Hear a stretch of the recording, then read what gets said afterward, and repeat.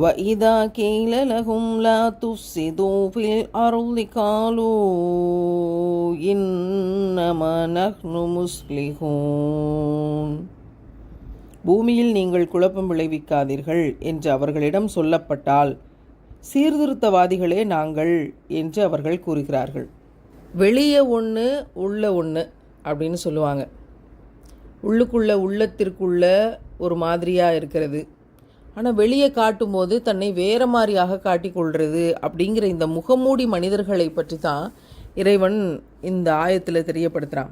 அவங்க என்ன செய்வாங்க அப்படின்னா, பூமியில் நீங்கள் குழப்பம் விளைவிக்கிறீங்க, இப்படி செய்யாதீங்க, யாருமே நிம்மதியாக வாழ முடியாது அப்படின்னு போய் அவங்கள்ட்ட எடுத்து சொன்னால் அவங்க சொல்லுவாங்க, இல்லையே நாங்கள் இந்த பூமியில் சீர்திருத்தம் தான் பண்ணிக்கிட்டு இருக்கோம், நல்லது தான் செஞ்சுக்கிட்டு இருக்கோம், சிறப்பானவற்றை மட்டும்தான் நாங்கள் எடுத்து சொல்கிறோம் அப்படின்னு குழப்பம் விளைவிக்கக்கூடிய இவர்கள் வெளியில் நல்லவர்கள் போல தங்களை காட்டிக்கொண்டு அதை சொல்வார்கள். அவங்க வேற என்ன செய்வாங்க? குழப்பம் விளைவிக்கிறாங்க, இறைவன் தடை செய்த செயல்களை செய்கிறாங்க, அவன் கடமையாக்கியவற்றை கைவிடுறாங்க, இறை மார்க்கத்தில் சந்தேகப்படுறாங்க, தங்களிடம் குடிகொண்ட அந்த சந்தேகத்தை மறைச்சு பொய் சொல்கிறாங்க, இறை நேசர்களுக்கு எதிராக இறைவனையும் அவனுடைய வேதங்கள் மற்றும் தூதர்களையும் ஏற்க மறுக்கிறாங்கள்ல. எப்பெல்லாம் வாய்ப்பு கிடைக்குதோ அப்போல்லாம் அவங்களுக்கு உதவி செய்கிறது. இவ்வளோ தப்பு செய்கிறவங்களுக்கும் வாய்ப்பு கிடைக்கும் போதெல்லாம் உதவி செய்கிறது, இந்த வேலையெல்லாம் இவங்க செய்கிறாங்க. வெளியில் இறை நம்பிக்கையாளர்களைப் போல நடித்து கொண்டு உள்ளுக்குள்ளே இருந்து எவ்வளவு மோசமான வேலைகளை செய்கிறாங்க அப்படிங்கிறத யோசித்து பார்க்கும்போது இப்படிப்பட்ட மனிதர்களை நம்முடைய அன்றாட வாழ்க்கையில் நிறைய பார்க்குறோம். உள்ளொன்று வைத்து புறமொன்று பேசுவார்த்தம் உறவு கலவாமை வேண்டும் பாடப்புத்தகத்தில் மனப்பாட செய்யுள்ள படித்த அந்த காலகட்டத்திலேயே ஒரு பெரிய தாக்கத்தை இந்த வரி ஏற்படுத்தினதை என்னால் உணர முடிஞ்சது. உள்ளுக்குள்ளே ஒன்று வச்சுக்கிட்டு வெளியில் ஒன்று பேசிக்கிட்டு என்ன வாழ்க்கை இது? அவங்களும் இருட்டாக தான் இருப்பாங்க, இருட்டை மட்டும்தான் ஸ்ப்ரெட் பண்ணுவாங்க. அப்படி யார் பொய் சொல்கிறாங்கன்னு உங்களுக்கு விளங்குதோ உடனடியாக நாம் செய்ய வேண்டிய விஷயம் என்ன தெரியுமா? அவங்கக்கிட்ட இருந்து நம்முடைய இணைப்பை துண்டித்து கொள்வது. எதற்காகவும் எவனுக்காகவும் ஏக இறைவனை விட்டு கொடுக்க மாட்டேன். அப்படியே நம்ம சமாதானமாகி வேறு வழி இல்லை, இந்த குழப்பவாதிகளோடு நம்ம சேர்ந்து தான் இருந்தாகணும்னு முடிவெடுத்தால் அந்த இடத்துல படைத்த இறைவனை விட்டு கொடுத்து விட்டீர்கள்னு அர்த்தம். யாருக்கு நஷ்டம்? அலா இன்னஹும் ஹுமுல் முஃப்ஸிதூன வலாக்கின் லா யஷ்உரூன். பூமியில் நீங்கள் குழப்பம் விளைவிக்காதீர் என்று அவர்களிடம் சொல்லப்பட்டால், சீர்திருத்தவாதிகள் தான் நாங்கள் சீர்திருத்தம் தானே செய்கிறோம் என்று அவர்கள் கூறுகிறார்கள்.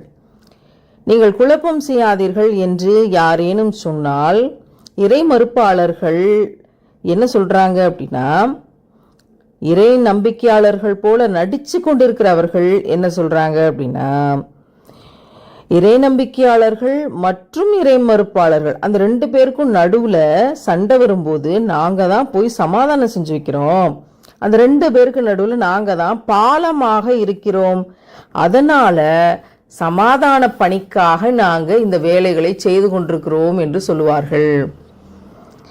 என்ன மாதிரியான எவ்வளோ நுணுக்கமான டெக்னிக் பாருங்க வழிகெடுக்கிறதுக்கு. இப்னு அப்பாஸ் ரலியல்லாஹு அன்ஹு அவர்கள் தெரிவித்திருப்பதன்படி, முஸ்லிம்களுக்கும் அதற்கு முன்னால் வேதம் தரப்பட்ட வேதக்காரர்களுக்கும் இடையே சமரசம் செய்து வைக்கிறோம் என்று அவர்கள் சொல்லிவிடுவார்கள். அவங்களால பெரிய பிரச்சனை வரும். ஏன் இப்படி பண்ணுறீங்க அப்படின்னா, இறை நம்பிக்கையாளர்களோடையும் சேர்ந்துக்கிட்டு இங்கிட்டு வேலை செய்கிறது, அப்படி நடிக்கிறது, இறை மறுப்பாளர்களோடையும் சேர்ந்துக்கிட்டு அவங்களோட சேர்ந்து பிளான் பண்ணி எல்லா வேலையும் செய்கிறது, இங்கிட்டு நடிப்பு அங்கிட்டு உண்மை, அதனால பயங்கரமான குழப்பங்கள் வரும், பிரச்சனைகள் வரும். அப்போ ஏன் அப்படி பண்ணுறீங்கன்னு கேட்கும்போது, ரெண்டு பேருக்கும் நடுவில் நாங்கள் சமாதானம் பண்ணி சண்டையே வராமல் பாதுகாக்கிறோம் என்று சொல்லுவார்கள். ஆனால் அவர்களோட வேலையே சண்டை வர வச்சு, மிகப்பெரிய குழப்பம் வர வச்சு, ரெண்டு தரப்புலையும் பிரித்து விட்டு அதில் குளிர்காயக்கூடிய கூட்டமாக இருப்பார்கள்.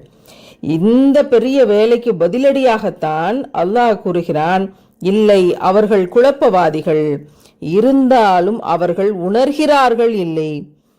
அவர்கள் எதை சீர்திருத்தம் என்று நினைத்து கொண்டிருக்கிறார்களோ, எதையெல்லாம் நாங்கள் சமரசம் பண்ணி வைக்கிறோம்னு நினச்சிக்கிட்டு இருக்காங்களோ, அது அத்தனையும் குழப்பம்தான்.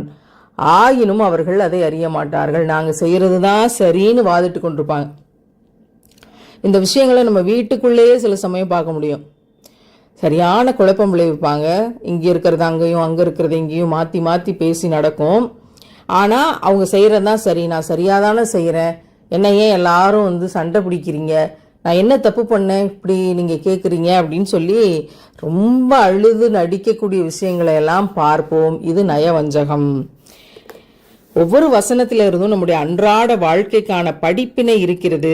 இது போன்ற குழப்பவாதிகளிடமிருந்து, இது போல நயவஞ்சகர்களிடமிருந்து, குழப்பம் செய்யக்கூடியவர்களிடமிருந்து வீட்டிலும் சமூகத்திலும் உலகத்திலும் இறைவன் நம்மை பாதுகாப்பானாக. அவனே பாதுகாப்பவன். وَإِذَا قِيلَ لَهُمْ آمِنُوا كَمَا آمَنَ النَّاسُ قَالُوا أَنُؤْمِنُ كَمَا آمَنَ السُّفَهَاءُ أَلَا إِنَّهُمْ هُمُ السُّفَهَاءُ وَلَكِنْ لَا يَعْلَمُونَ.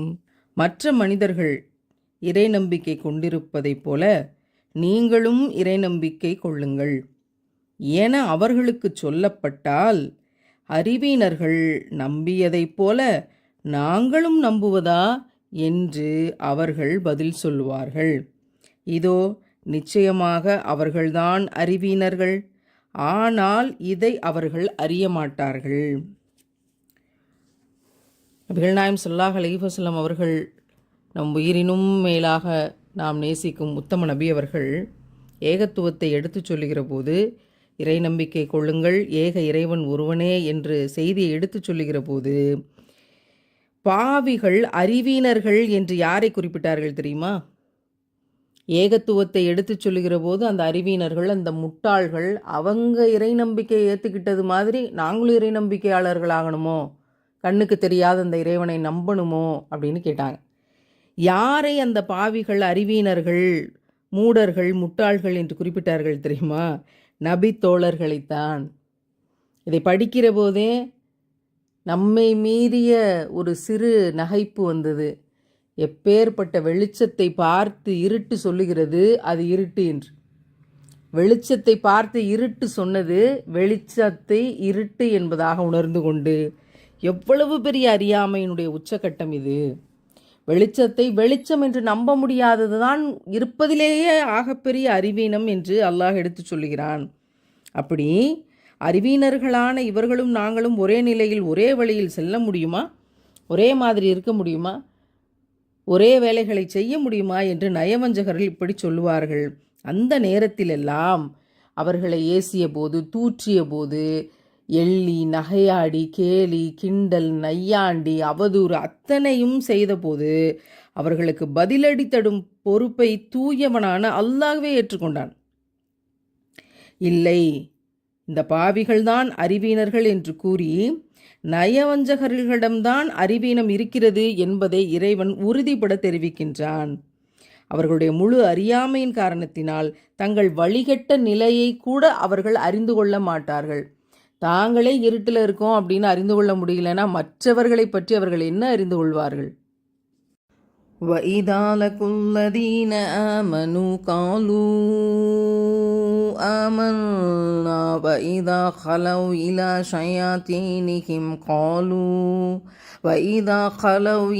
شَيَاطِينِهِمْ قَالُوا إِنَّا مَعَكُمْ إِنَّمَا نَحْنُ مُسْتَهْزِئُونَ.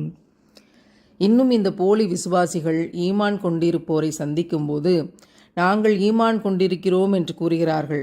ஆனால் அவர்கள் தங்கள் தலைவர்களாகிய ஷைத்தான்களுடன் தனித்திருக்கும் போது நிச்சயமாக நாங்கள் உங்களுடன் தான் இருக்கிறோம், நிச்சயமாக நாங்கள் அவர்களை பரிகாசம் செய்வதற்காகவே இருக்கிறோம் என்று கூறுகிறார்கள். என்ன மாதிரியான இரட்டை வேடம் அப்படிங்கிறதுக்கான ஆகச்சிறந்த உதாரணம் இதுதான். போலி விசுவாசிகள் அப்படின்னு அல்லாஹ் இவங்களை குறிப்பிடுறான். என்னென்னா, இறை நம்பிக்கை கொண்டவங்க மாதிரி வெளியே எல்லாருக்கூடையும் காமிச்சிக்கிட்டு எல்லா முஸ்லீம்களோடையும் ரொம்ப ஒன்றா மண்ணான்னு சொல்லுவாங்களே கிராம வழக்கத்தில், அந்த மாதிரி அப்படியே உடன் இருக்கிறது. எப்போ சமயம் வரும் குழி பறிக்கலான்னு பார்த்துக்கிட்டு அவங்களும் முஸ்லீம்களும் இவங்களை நம்புவாங்க, இவங்க நம்ப வைக்கிற மாதிரி நடிப்பாங்க.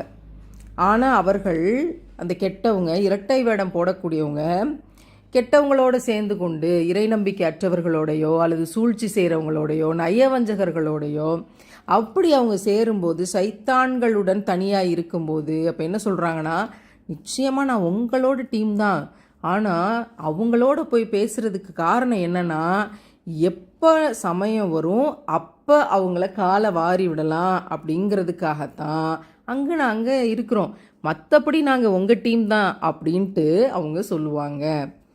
என்ன மாதிரியான சூழ்ச்சிகள்! இன்றைக்கி மனிதர்களை நம்ப முடியுமா? உள்ளது உள்ளபடி ஒரு மனுஷனை நல்லவன் கண்டுபிடிக்கிறதுக்கு 1.5 வருஷம் ஆகுது, அவன் யாருன்னு கண்டுபிடிக்கிறதுக்கு 1.5 வருஷம் ஆகுது.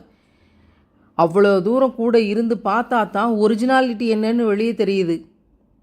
அப்படி இருக்கும்போது ஒரு மனிதனை நல்ல மனிதன், நல்ல ஒழுக்கமுடையவர், நல்ல பண்புள்ளவர், அல்லாஹ் தடுத்துள்ள விஷயங்களை எல்லாம் செய்யாதவர் அப்படின்னு நம்ம முடிவுக்கு வர்றதுக்கு இவ்வளோ பெரிய கால அவகாசம் தேவைப்படுது என்றால், நாங்கள்லாம் உங்களோட தான் இருக்கிறோம் அப்படின்னு கெட்டவர்களோடு சேர்ந்து பேசிக்கொண்டு நல்லவர்களை ஏமாற்றக்கூடியவர்கள் எப்பேற்பட்டவர்களாக இருக்கிறார்கள் அப்படிங்கிற அபாயத்தை இங்கே கண்ணு முன்னாடி பார்க்குறோம். டியூப்ளிகேட்ஸ் என்று இவர்களைத்தான் சொல்கிறோம்.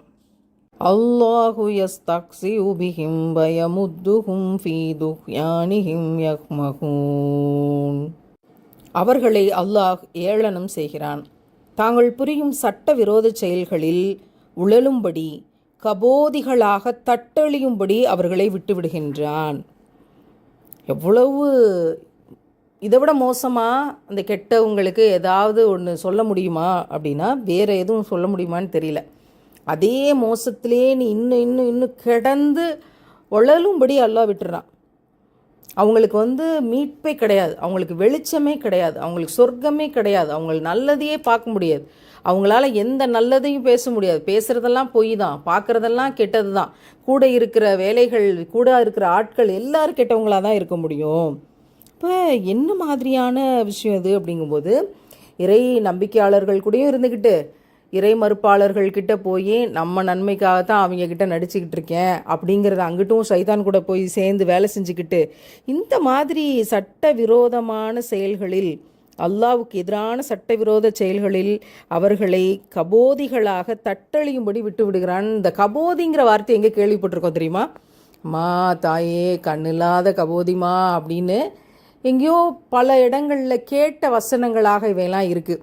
கபோதி அப்படின்னா வெளிச்சம் இல்லாதவர்கள், பார்வை இல்லாதவர்கள், அறிவு இல்லாதவர்கள்னு ஒரு சொல் பல இடங்களில் பல பொருளாக இங்கே பேசப்படுகிறது. என்றால் அப்படியே இருட்டுக்குள்ளே இருட்டாகவே இருந்து நீங்கள் மரணித்து போங்கள் அப்படின்னு அல்லாஹ் சொல்கிறான். என்ன காரணம் அப்படின்னா, விட்டு வைத்திருப்பது நல்லதுன்னு அவங்க நினச்சிக்கிட்டு இருக்காங்க. நம்ம நிறைய கெட்டது பண்ணுறோமே, ரொம்ப சந்தோஷமாக இருக்கோம்ல, அல்லாஹ் நமக்கு எல்லாத்தையும் வாரி வாரி கொடுத்துருக்கான்ல, எல்லாத்தையும் மறைச்சிட்டோம்ல, we are very happy அப்படின்னு அந்த மனிதர்கள் நினைத்து கொண்டிருக்கிறார்கள். ஆனால் அவர்களை விட்டிருப்பது எதுக்காக அப்படின்னா, இன்னும் அவர்கள் அதிகமாக பாவம் செய்யணும், இன்னும் அவங்க அதிகமாக அந்த பாவத்தோட அடர்த்தியை அதிகமாக்கணும், இன்னும் கெட்ட விஷயங்களை தொடர்ந்து செய்யணும். அப்படி செஞ்சால் கடைசியாக பிடிக்கிற பிடி மிக கடுமையானதாக இருக்கணுங்கிறதுக்காகத்தான் இவனை இன்னும் ஒன்றும் செய்ய முடியாது, இவன் தொடர்ந்து தட்டழியட்டும் அப்படின்னு அவன் கேட்குறதெல்லாம் கொடுத்து நீ போயிட்டு வா, கடைசியாக உனக்கு இருக்குது அப்படின்னு நிலையான நரகத்தை கொடுப்பதற்கு அல்லாஹ் விட்டு வைத்திருக்கிறான் அப்படின்னு ஏளனம் செய்கிறான். ஏளனம் செய்கிறான் அப்படின்னா ஏளனமாக நீ எல்லாம் பெரிய எவனாக்கும் அப்படின்னு கேலி கிண்டலோட நையாண்டியோட ஏளனமாக பார்க்குறான் அப்படின்னு வழக்கமாக சொல்லுவோம். இறை நம்பிக்கையாளர்கள் மீது அவங்க ஏளனத்தை செலுத்தியதற்கு பதிலடியாக எந்த பக்கம் திரும்பினாலும் அவங்களுக்கு வெளிச்சம் கிடைக்காது, இருட்டுக்குள்ளேயே கிடந்து இருட்டுக்குள்ளேயே தட்டழிஞ்சு இருட்டிலேயே இருந்து மரணிக்க வேண்டியது தான். எந்த தப்பை செஞ்சாங்களோ அதை இன்னும் அதிகமாக தொடர்ந்து நரகத்துக்கு போக வேண்டியது தான்.